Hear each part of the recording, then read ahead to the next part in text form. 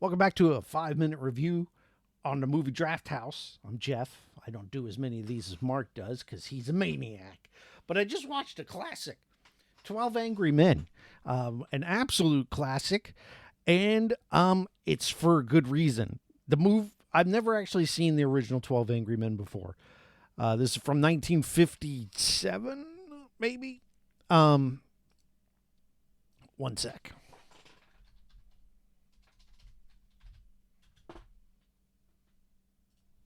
Hey, I was right. 1957. It stars most notably Henry Fonda, but also the late, great Martin Balsam, who was in my favorite movie of all time, Psycho. He plays Arbogast. So I don't know if you've ever seen it, but it's free on YouTube right now with ads, or if you're a YouTube Premium member, no ads.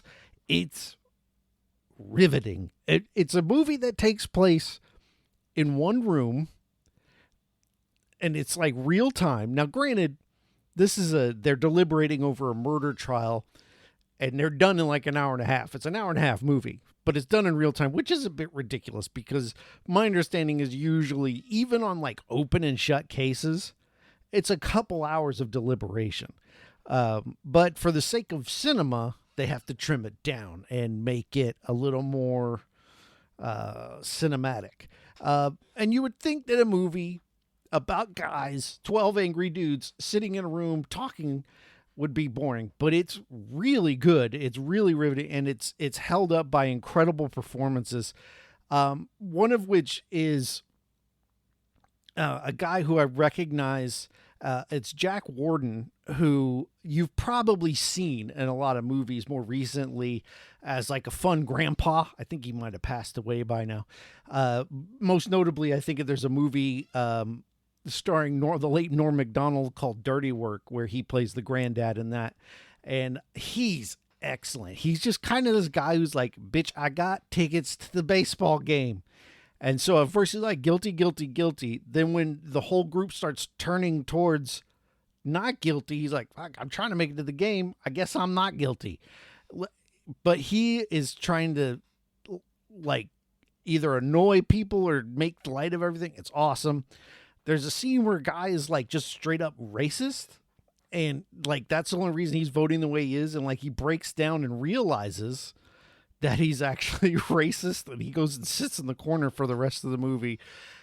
It's pretty good because like he starts his rant, and then all the other jurors, even the ones who agree with the guilty verdict, get up and turn their backs on him.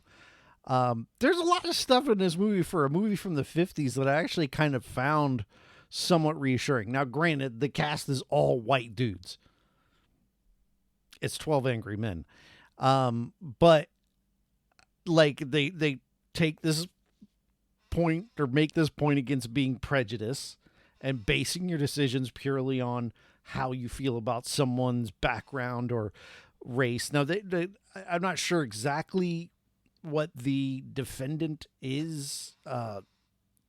What's the word? His ethnicity. Thank you, person yelling. But this one guy clearly has a problem with it, but they make a point of that. And then like they have a whole thing about how this dad took his son. He watched his son run away from a fight, and he's one of the members of the jury. And he said he was never more embarrassed than when his son ran away from a fight. So he took his son home. I'm going to make a man out of you. I'm going to make a man out of you. And he makes a man out of him. But then his son and him get in a fight, and he gets his ass whipped, and now they're estranged. And for, again, a movie from 1957, kind of taking on masculine, toxic masculinity, I was surprised. I was very surprised. So, again, 5-minute review is going to try to keep it short, but if you haven't seen 12 Angry Men, it's a classic for a reason. It's not something that's just been handed like it was good back then, but it's not good anymore. This shit is still good and is still worth your time. So I definitely recommend checking out the original 12 Angry Men, 1957. 1957. Maybe I'll get to the remake one day. I don't know. What's the matter with you guys? You're letting them slip through our fingers. Slip through our fingers? Are you his executioner? You cut it. Ever since you walked into this room, you've been acting like a self-appointed public avenger. Shut up. You're a sadist. 12 men turned into 12 clawing animals.